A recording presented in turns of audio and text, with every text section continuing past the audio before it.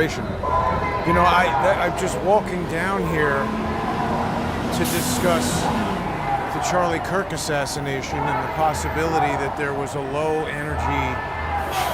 Bluetooth low energy aerial attack involved. And then I just heard all that screaming for animal liberation. I don't know what that's about. But I want to talk about that. Was there a Bluetooth low energy aerial attack at the Charlie Kirk assassination? It's a very David Hawkins-ish kind of title. He would have been fascinated by this subject, and I'm reminded that we're less than a week away. I'm loath to use the word anniversary, but September 19th, 2023, David left us. It really makes me quite sad to think about that. David was a great man, and he would have been very interested in this Charlie Kirk assassination. He liked mysteries and solving important crimes that, you know, he never believed in coincidences. And I want to talk about a few coincidences today. You know, there's a lot of people saying, oh, you know, this happened, that happened. We don't really know what happened. I think it's healthy to be skeptical of what we're told, especially by the FBI. They seem to lie a lot. And a lot of what they presented us with, it doesn't really add up. Lots of anomalous evidence. That screaming seems to be following me down the street here. Am I live?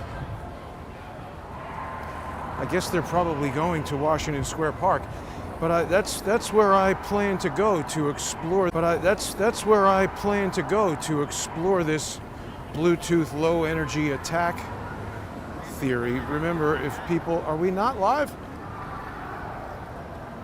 This says live. Maybe not. It says upcoming. Waiting for me. How am I not live?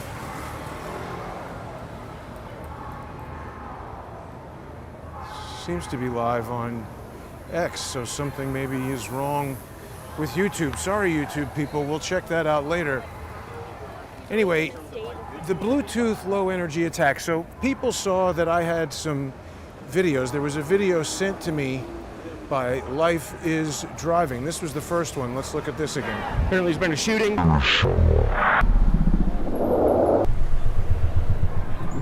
Okay, so this was, he's on a tripod with his camera, and this thing flies by the frame. Looks like a drone to me. Rigid body, it doesn't change much as it moves very quickly across the frame. And I'm doing this, you know, with my GigaSync technique, where I'm trying to get the actual time of day to line up every video that I get to the time of day. And I ran into a problem there. You see, it says 1:11 or some time, and I was like, wait a minute, that can't be the right time, because the guy is saying there appears to be a shooting, and obviously everybody knew by 1 o'clock. I don't remember exactly when they pronounced Charlie dead, but he was shot like 12:23, I think, local time there in Orem, Utah, I think is where that Utah Valley University is located. But anyway, I said, well, wait, that seems wrong. Let me go back to this guy's YouTube channel, because somebody had just sent me the link, and it was this 1 and 9 minute live stream. He says during the thing, we're live and this and that. And somebody sent me, here is Adam Bartholomew's YouTube channel. He is Life is Driving. And you can see, I just went to the YouTube channel here, and we see we've got the 1 hour and 9 minute video, raw footage. That was what I started with. And it's 1 hour and 9 minutes, very nice, clear video, 1920, 1080 HD. And then I said, well, but wait a minute, was this live? Because I thought maybe this guy uploaded it afterwards. And so I clicked on the live tab from YouTube, and sure enough, there was an alternate video in there. Now the title said shooting, so I presume maybe he had changed it, but this one's only 20 minutes long. And the thing that's interesting is, he's up there, we see it starts at the exact same time, and if you scroll through about 15 or 20 minutes, here he is interviewing these two kids, and watch what happens. Just before the shot is fired, his live stream was disrupted. You see that? While he was live, he cut out, and he did not record on the live stream the audio of the bullet. He didn't get the reaction of the crowd. His live stream was cut. That's weird to me. I mean, maybe it's a coincidence, right? Maybe that can happen. Live streams are somewhat unreliable. People have seen that. I'm all over New York City. Who knows what the level of radio interference is over there on campus at Utah Valley University, but it's weird that he's able to go consistently for 15 or 20 minutes and then it cuts precisely at the moment that the shooting happens. By the way, that's coincident with when we saw that drone fly by. It's maybe we don't see it, but it's in the vicinity. And also after that first video, I found this.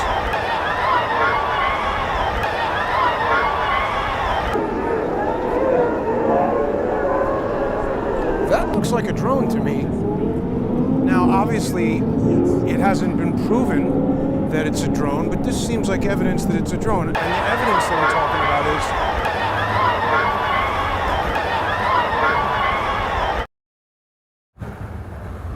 is, well, when I have it playing at normal speed, I can hear a faint buzz. It might be difficult out here, but if people go on to X, you can follow me on X. I've got that video on there at J out here. But if people go on to X, you can follow me on X. I've got that video on there at JG_CSTT. I hear a buzz as that thing comes near the camera. And people also might know that Palmer Luckey, the asshole founder of Anduril, boy wonder, killer drone, king, he has been an antagonist since the Butler, PA assassination, where we just found out that through my right to know action against the Beaver County Emergency Services Unit, we learned that there was a counter UAS operator there that day, a guy by the name of Rafael Eduardo Castro, who works for a company that was doing stuff with Anduril. I had never heard of Anduril before that. And so I called Rafael to ask him if he was flying a drone that day and what he might have been doing flying a drone in Butler, PA. And just the mere suggestion that there might have been a drone that could have been an Anduril drone, Palmer Luckey went into a tizzy. I mean, you would expect he just wouldn't care what I have to say, but no, he was super interested. Got real upset. So yesterday, Palmer Luckey said, no, that's not a drone. It's a bug. Jason's an idiot. Maybe he's right. I don't think so. Now, the other thing I wanted to do over here, because people know that I've broadcast from Washington Square Park a lot with Charles Ortel.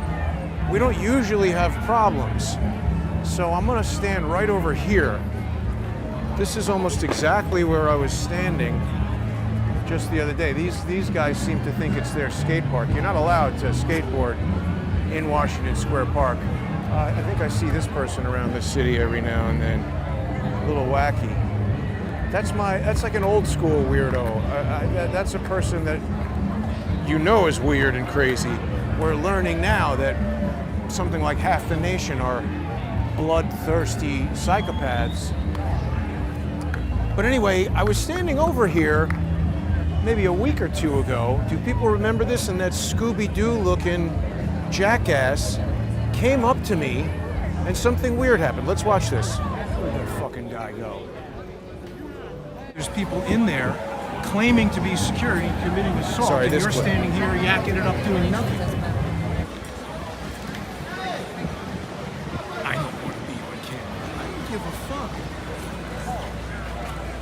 Vaz, be outside with the unkempt Get the fuck out of here.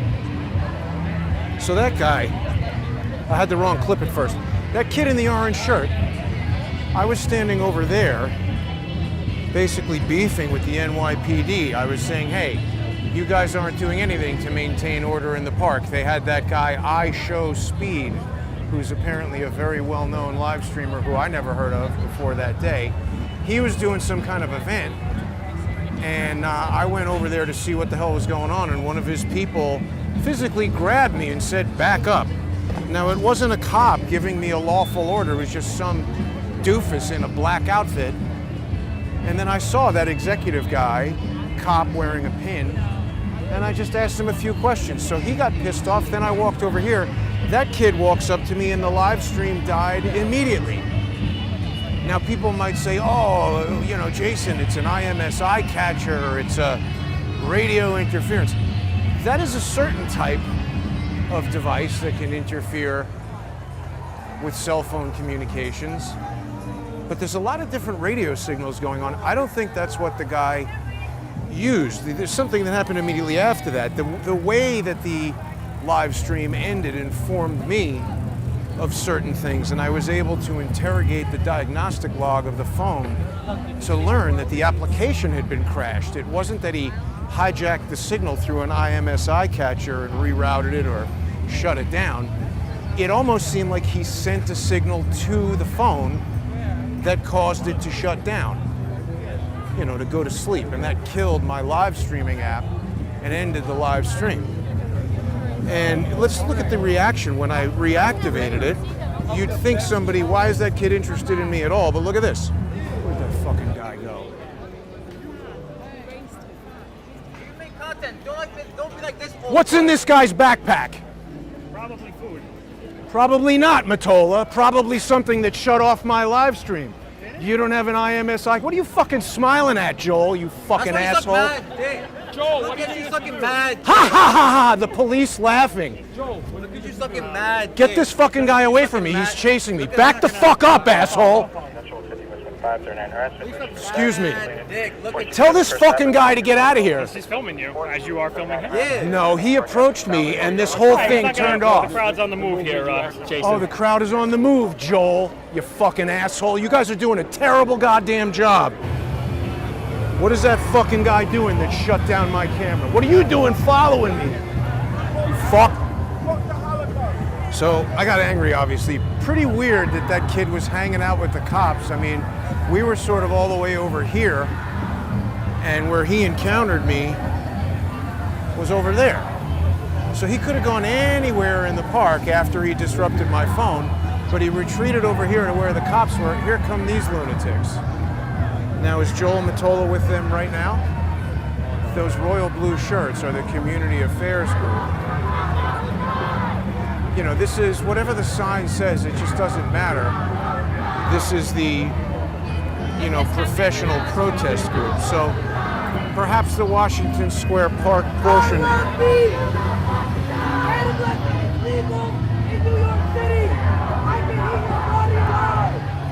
Perhaps the Washington Square Park portion of this demonstration is over now. But the point is, you can see that I can broadcast normally in Washington Square Park in those locations without any problem.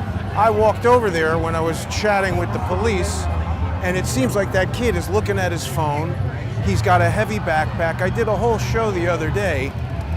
People can see that. You don't even need to subscribe to the show, but it does help me if you do that. Get onto subscribestar.com or patreon.com/crowdsourcethetruth or crowdsourcethetruth.substack.com, or if you're following on X at JG_CSTT, you can subscribe there. The point is, if you go back, it was supposed to be an episode with Eric Sanders. That episode was titled something like, "Is the NYPD using illegal hacker tools to harass New Yorkers?" I think the answer is yes. And we also observed in a live stream after that, when I was down there by the Apple store, I saw a fat, overweight, overpaid, overtime cop standing inside the Apple store texting on his phone. And I trained my camera on him, and curiously, when he looked up and noticed me, again, the live stream cut. Maybe that was a coincidence. I don't know. But it just seems like there are certain times where these live streams cut at very coincidental times. And so, I go into it in much more detail in the episode about NYPD using hacker tools. But what I learned in researching all this is that there was a security company, an IT security company called Oligo, that discovered a zero-day exploit in iOS that they dubbed Airborne, that allows for a zero-click, low-energy Bluetooth low-energy attack, just like the kind that I'm describing. And it allows it to launch malicious code at your phone. You don't have to click on anything. And there it is. It's called Airborne. So wouldn't it be very interesting if that technology were inside a drone? Some people don't understand what I'm saying, and I appreciate the skepticism, by the way. People should be skeptical. I guess the police are expecting to crack skulls over here. Probably not, though. They never do that. This is just more leftist nonsense that's likely to erupt in violence and screaming. I mean, it didn't used to be like this, where every Saturday there was a guaranteed protest. But my point is, the way an IMS eye catcher works is it's broadcasting a powerful radio signal. An IMS eye catcher fools your cell phone into thinking it's communicating with a cell phone antenna. And so your signal, instead of going to AT&T or Verizon or whoever you're using, it goes to the IMS eye catcher, and that person can then either record all the data coming out of your phone, send it to the internet after that so you don't realize that anything is happening to intercept your information, or cut it off so it doesn't go to the internet if they're interested in stopping the broadcast. But an IMS eye catcher, in order to create that radio signal that's strong enough to attract your phone to it, it uses a lot of power. It could be in a backpack. You could have a large battery in there and have a limited use IMS eye catcher. I think traditionally they were more operated out of vehicles and stuff like that. But Bluetooth low energy is just like it sounds. It was designed to operate in devices with tiny little batteries. It's how those iPhone, what are they called? Air trackers, Apple Air Tracker, Air, whatever it is, those little tiny little pucks. They last for a long, long time, and they've got electronics in there that uses Bluetooth low energy. So the concept that something could send a Bluetooth low energy signal, that could come from a tiny little drone or a cell phone or, anything like that. And the way that exploit works, to simplify it, is... Hi, Nick. Yes. How are you? Good to see you, dude. Wow, it's great to see you. Hey, I'm on a live stream right now. Got anything you'd like to say? What do you think about the Charlie Kirk murder? Horrible, right? Yeah, horrible. I don't know what to make of Charlie Kirk yet. They seem to have gotten the guy. Do you think they got the guy?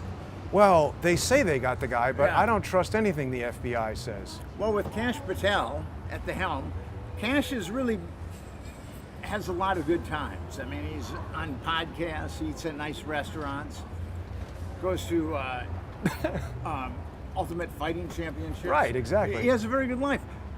I wonder where he's able to fit some time in to be an FBI director. Do you know where he fits time in to be an FBI director? I don't think I mean, you're obviously, it's funny what you're saying, and I agree, but you are the guy, for people who might not recognize you immediately, who released the Jeffrey Epstein, the list, the actual list. I am the guy that released the Jeffrey Epstein Black Book and also the flight logs. And the flight logs. And Look no further than me. And so everyone who's saying like, oh, where's the list? Where's the list? It's already out. It's a lot of posturing, really. And I mean, I bring this up to say that he's a lot of talk and so far really no action, right? Well, I mean, what Bondi and Patel have done with that release that came out on July 6th, saying that Jeffrey Epstein had no co-conspirators, that he didn't engage in blackmail, that's absolute rubbish. Right. And they should be ashamed for even saying that, because the best thing you can say to a victim of child sexual abuse or sexual assault is, I believe you. The worst thing that you can say is, I don't believe you. And our government just told hundreds of girls that were molested by Jeffrey Epstein and his co-conspirators that we don't believe you. And that's really bad that our government has stooped that low. And Cash Patel is a huge problem. Exactly. Because of that. Well, and so given that, how can we trust anything that he would say about this alleged assassin of Charlie Kirk? Well, that's the thing. I mean, you cannot. I mean, it seems like it's pretty clean cut. Does it? As far as the father turning the son in. But they just told us that. That could Yeah. be made up. No, I mean, I agree with you. I got to show you something here, Nick. I realize it's very small on the phone, but what I'm talking about right now is the possibility of what's called a Bluetooth low energy airborne attack. Now, this is a video that seems to show a drone flying just 30 seconds after Charlie was shot. Can you see it there? It's tiny on the screen. It's flying in orbital right over the campus, and the guy who shot this video, he was on a live stream but also recording locally in the camera. The live stream cut out when that drone came overhead. So I'm exploring the possibility that are they using this known exploit, this company, this IT security company called Oligo, in April announced that there is an exploit, a zero-day exploit in the Apple Bluetooth stack that they have dubbed Airborne. And what it is if somebody gets within 300 yards of you or something like that, they can launch this attack through Bluetooth. And if you have Bluetooth on your device, it can bombard it with Bluetooth requests and cause your phone to crash or whatever. And I think this might be being used to disrupt live streams. Here's the thing with that shot. It was a perfect shot to the jugular vein. But if you were aiming, you'd either want The head. you would want the head. So if it had gone an inch to the left, Charlie Kirk would still be alive. That's right. Well, like So- what happened with Trump and Butler. Yeah. So I don't know. Well, but I'm just suggesting that Yeah. that drone would be used to disrupt anyone who might record it so that we have decimated evidence or no evidence while it's happening. I'm not saying the drone is involved in the shot. The shot appears to be somebody on the roof shooting at him. Yeah. Was it this kid that they're presenting on the news or somebody else? I don't know. And it's unfortunate that our country has reached a point where we cannot even trust our officials. How about Like the fact that half the country is celebrating the death? It's It's troubling, isn't it? And that's really egregious too. Well, Nick Bryant, thank you for speaking to me. Hey, good to see you, man. You too. Give us a mention where people can find your research and your nonprofit and all that. You can find me at EpsteinJustice.com. Come in and join us for our webinars. Join us on Facebook. We're creating different geographic locations for Epstein Justice, and also NickBryantNYC.com. I've got a big blog, lots of stuff that you can check out. And you know, I think I might have forgotten to tell you this the last time we spoke, but I had a phone conversation with Daniel Ellsberg just a few months before he died. And we were talking about the Brookings Institution and the Pentagon Papers and everything. I'd love to speak to you about that. Okay. We'll do that soon. Good to see you. Okay, Thank good you to for see you, stopping Okay, man. and saying hello. Take care. Have a good weekend, gentlemen. Look at that. Nick Bryant. Amazing. See, New York City, you never know who you're going to run into. But I think Nick doesn't like to get into areas that he hasn't researched well. So when I asked him about the Bluetooth thing, he doesn't like to speculate on things that he hasn't thoroughly researched. I've noticed. That guy's not as interesting as Nick Bryant, but where was I before we had that interesting interlude with Nick? He's right, I agree with him. He's right, I agree with him. Cash Patel just can't be trusted about anything at all. And so I don't trust. But so, yeah, okay, back to the, why are we out of, okay, I guess. So I just want to talk a little bit more about this video. So, right, we saw that Adam, his video cut, so he was shot from a drone. No, that's not what I'm saying. Somebody drone, so Israel did it. And I was like, what the hell are you talking about? How do you... I'm just very focused on the drone and what happened in the seconds before and after the drone bug, right? Or who was that guy? Somebody said this is an Israeli account. That's possible. I don't know. That's just something somebody said to me. I sent the image to this person, and they said it's a bug right away, which I found weird. That doesn't look like a bug to me. The person then said it's a bee. That's a bee. This thing looks nothing like a bee. This to me looks like a rigid plastic body, gray plastic, not a bee. Oh, and by the way, I did find another video segment in Adam's footage with what appeared to be a bug or a bird, something living, moving around. And I make that determination because as we analyze it frame over frame, the entire shape of the thing is changing like a living thing that would be flapping its wings and moving its body. Now, it might be a bug. I think I initially thought it was a bird, but I was looking at it frame by frame in slow motion, and that affects your perception. Let's look at this. Before we had a flag and we... Right over the kid's head, watch. See that? It's going up and down. And as we go frame by frame, it might only play once there. No, here it comes again. Every frame it looks different, and we see motion blur around the area where we would expect wings. The motion of that thing across the frame looks very, very different than the other things that we're seeing. The one that I just showed Nick, that seems to be moving, and it seems to be moving in a near perfect circular orbit. Pretty constant, if not even increasing velocity. It just doesn't seem to behave like a bird. I'm not a, what is it, an ichthyologist? What is a bird expert? I am not a bird expert, but you've seen birds, and you know, it's almost like, have people ever heard of this term, the uncanny valley? It's a term that comes from robotics, but it can be things. It basically says he's cute and funny because it's like a little electric and rolling around, and you speak English. C3 mannequin, rubber, Japanese hair. It's kind of creepy because the closer you get to trying to make it look human, the more your instincts tell you something is wrong with this. You know, it's not blinking enough, the skin doesn't look right. You know, that's the uncanny valley. The closer you get to making something look real, the more oddly fake it seems.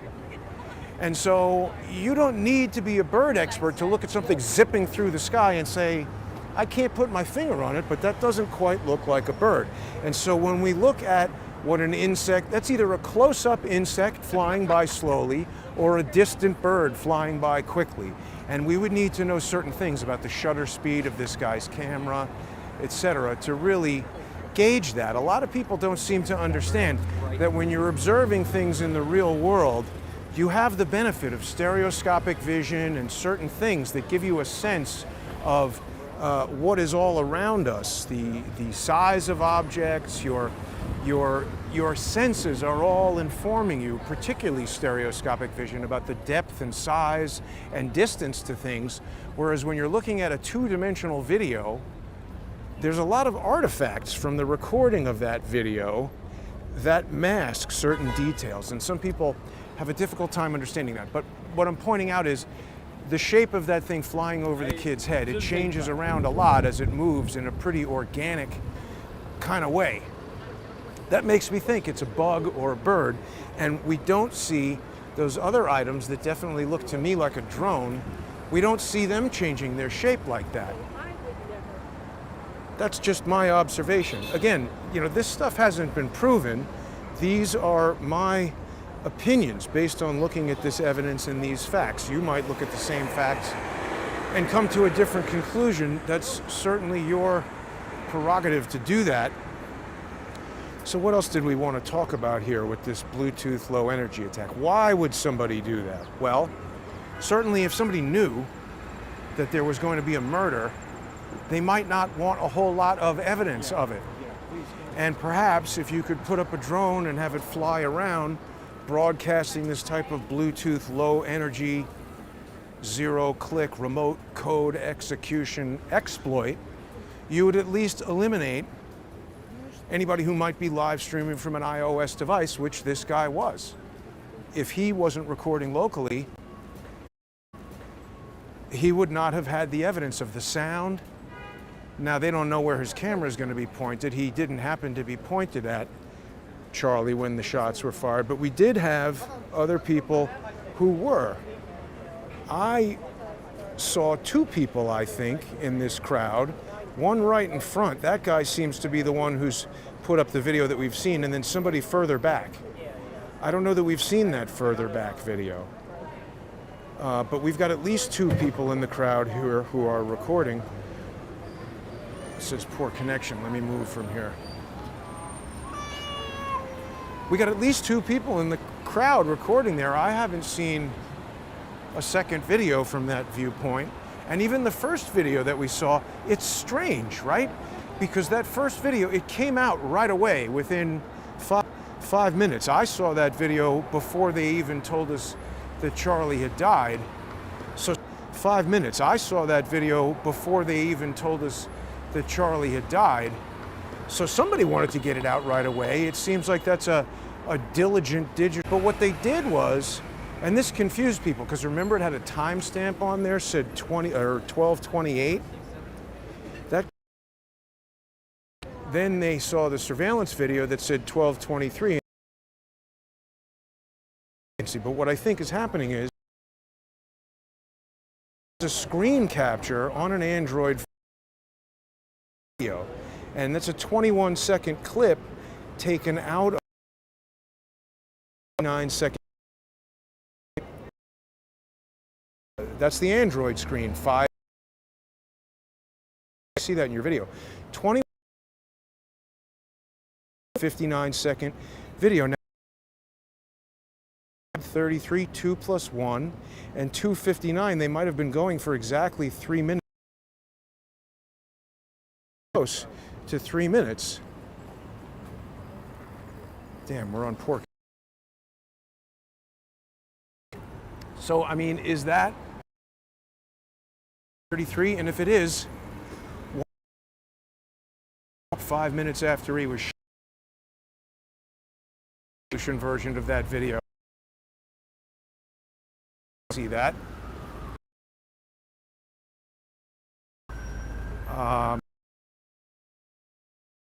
Behind. It's quite.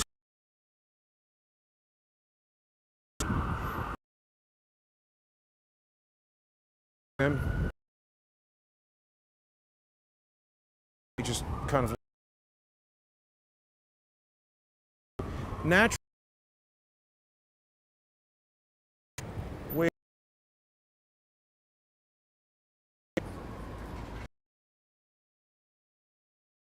The live cutout.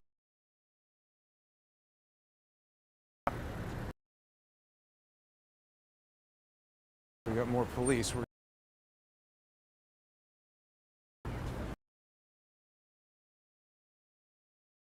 I mean, going to keep this broadcast live. It's very upsetting that it doesn't cooperate. There we go. Maybe we're back. I think it might be back. So where are those people who were sitting in the audience?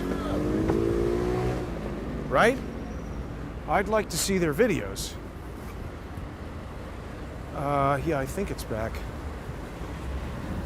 And I mean, look, a lot of these technologies are on the edge most of the time anyway. People might say, oh, see, Jason, you were broadcasting for 20 minutes and then it cut out. Right, but I'm not standing in the same location on a tripod. My question about the broadcast at Utah Valley University is, why is it that the guy is stationary for 15 or 20 minutes and there's no problem, and then seconds before the shots are fired, that's when his broadcast cuts out? It just seems very strange to me. I mean, does anybody else share that feeling? Doesn't it seem weird? It's at least coincidental, if not deliberate. And so, I mean, again, I'm not saying this tells us anything about who did it, but it certainly seems a bit more sophisticated than something that a 22-year-old dope would do, if the intention is to suppress certain evidence and release other evidence. And I mean, that seems to be what's happening, right? We've got this very deliberate release 5 minutes after the shooting of a video that maybe has an encoded 33 in it. Maybe that's a coincidence too, but it's not like an hour later or 3 days later that person went back and released the 2 minutes and 59 seconds. Why not?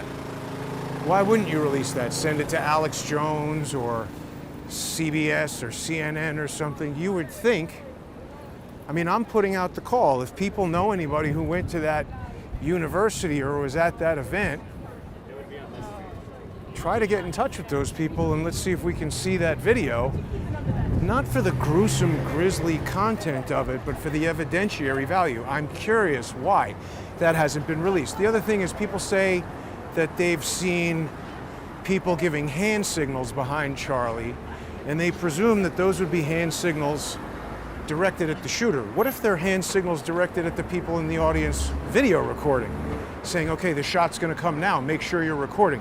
For that person to turn on a video for only 3 minutes and capture that perfectly framed, perfectly timed shot of the murder, that's a little bit coincidental in and of itself. It's not like that person was set up and live streaming for 20 minutes and then it happened.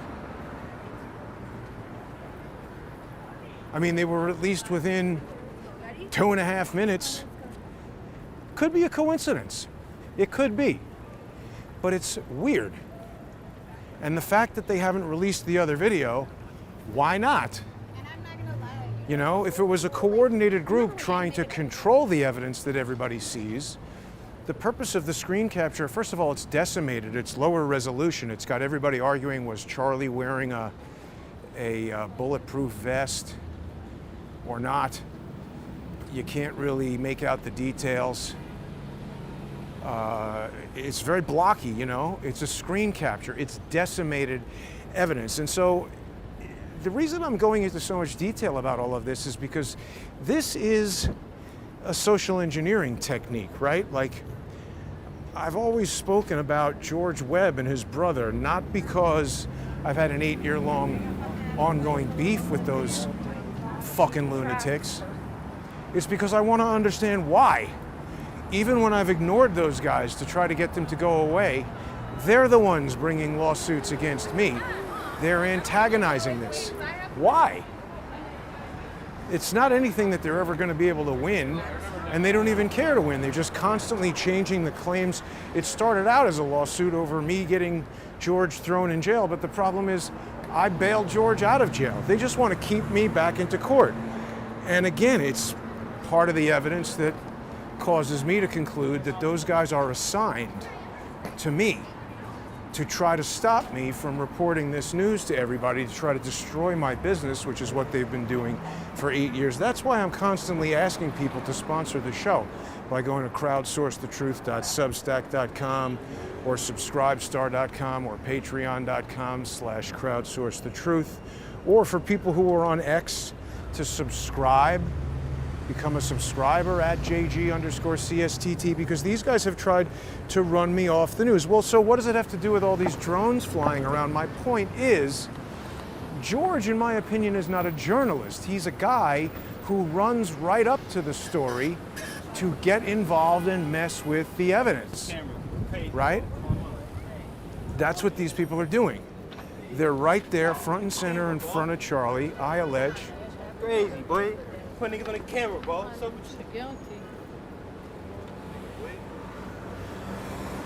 So at least now we know that the people walking around are insane and want you to be dead. So let's just keep this guy at a distance.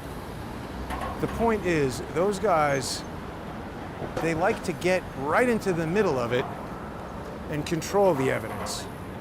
When I expose that Imran Awan has got a server in a shed at 4809 Sprayer Street, George Webb goes to the house and shows you another shed. He's giving you bad evidence. He's distracting you away from the high quality evidence and getting you occupied with a bunch of junk. Kind of like this 21-second clip. We don't really have, you know, everybody's saying like, oh, the bullet did this. Stupid Gary from Impractical Tactical or whatever the hell his name is minimum tactical, whatever his name is. He's like, oh yeah, he's wearing a Kevlar vest and it ricocheted. I know what bullet holes look like. That guy's a jackass. We're not even looking at something that has evidentiary value. This is why I get annoyed when people say, oh, that's not the shirt he was wearing. Here's an AI enhanced image. That's not evidence. It's a drawing. You might as well go make a watercolor painting of the incident and decide that that's evidence. We're trying to get to the original, unmodified, undoctored evidence. And I am constantly trying to hammer this into people's brains, because if you're ever somewhere and capture photo or video evidence, don't do screen captures and modify it around on your phone. You have to preserve, like our friend Adam Bartholomew did, the most original and pristine version of the evidence. By the way, I was speaking to Adam a bit about his recording setup. I'm not speaking to him, but DMing on X. And he's a very professional guy. He's not a student. He is a journalist who was there on camera, on campus. And he told me that he was using a system similar to mine, not the same brand, but it does use iOS for connectivity. He relies on a lot of iOS technology. So I forgot to ask if he had Bluetooth turned on, but based on the amount of wireless stuff that he had going, I think it's likely that he did. And that makes him susceptible to this airborne, zero-click, remote code execution type of attack. So it seems probable to me, you know? And again, there's idiots who are like, well, so who did it? I don't know who did it. I'm just zeroing in on this one piece of evidence, which is a video that looks to me very much like a drone. And people say, well, what is it doing there? I don't know, but we have a hint in that the only time we see it, it's coincident with this guy's iOS broadcast going dark. Maybe it's there, broadcasting Bluetooth packets, taking advantage of this airborne exploit. And the reason to do that would be to control the evidence. If these people in the front row who are getting hand signals record now, bing, and now we're going to put up the drone and it's going to blank out all the live streams, I guess the hope is we don't have an Abraham Zapruder out there. We're going to control the evidence. Also, putting that out right away, maybe if somebody else has evidence, they'll say, oh, well, that other evidence is already out. This is gratuitous. I'm going to respect the family and not put it out. I think a lot of people might do that. In fact, when I did a video of Charlie Kirk as Obi-Wan Kenobi, somebody even said, oh, this is tacky, take it down. It's like, look, don't tell me what to do, but I'm just mentioning that because I'm saying, if this is a psychological operation, they're aware that there are a lot of things that they can do to affect people psychologically. And putting out that gruesome video, I mean, you got to admit, that's about as close as somebody could have gotten to the guy. It's a little coincidental that somebody is recording for only 3 minutes and they capture that. It's a little bit needle in a haystack. I mean, it's like catching lightning in a bottle when you think about it. Again, the other guy was up on the ledge. I mean, if you were right side broadcasting, pointing at the guy for 6 hours, and at 4 hours and 28 minutes this happens, that's different. This is a phone that just turns on and suddenly captures the precise moment. It's very coincidental if you think about it like that. And I don't know. Again, I'm just analyzing this evidence. Anything that I'm saying could be incorrect.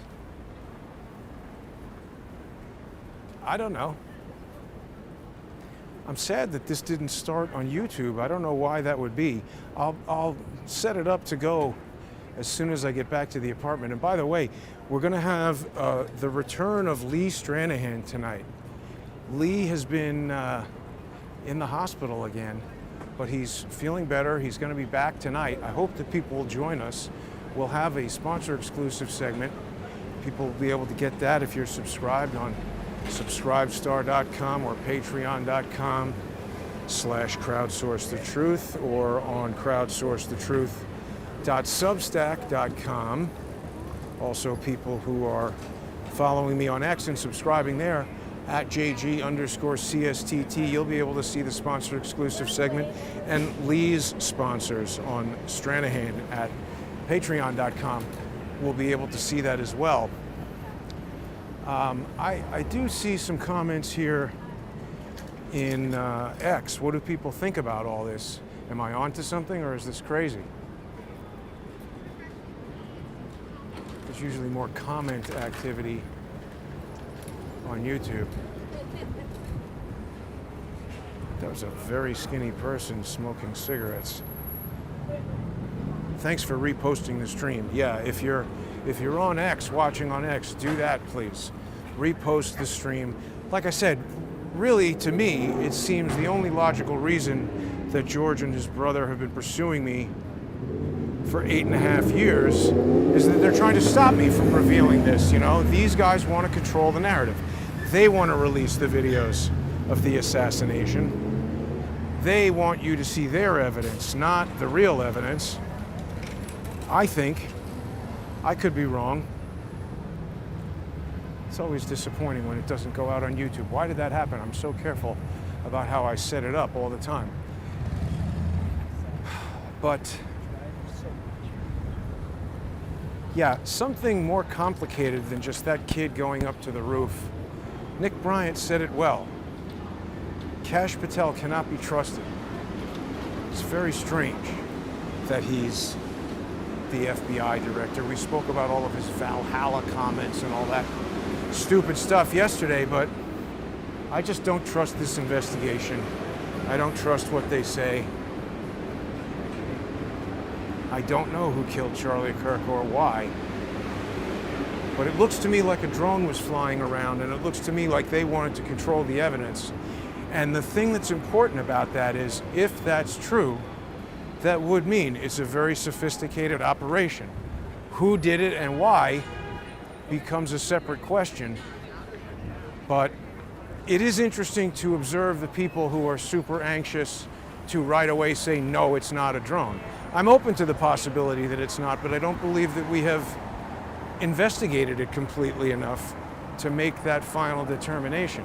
It's also interesting that one of the people who's anxious to determine right away that it's not a drone is a guy who makes billions of dollars selling killer, sophisticated military drones that maybe are enabled to fly around doing Bluetooth low energy airborne attacks.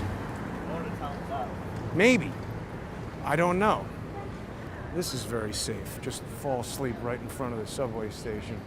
Don't worry about that with all your beer. Jeez. Jeez Louise. The cops are failing all over the place. This country is just a mess. Future of garbage in Eric Adams, New York City.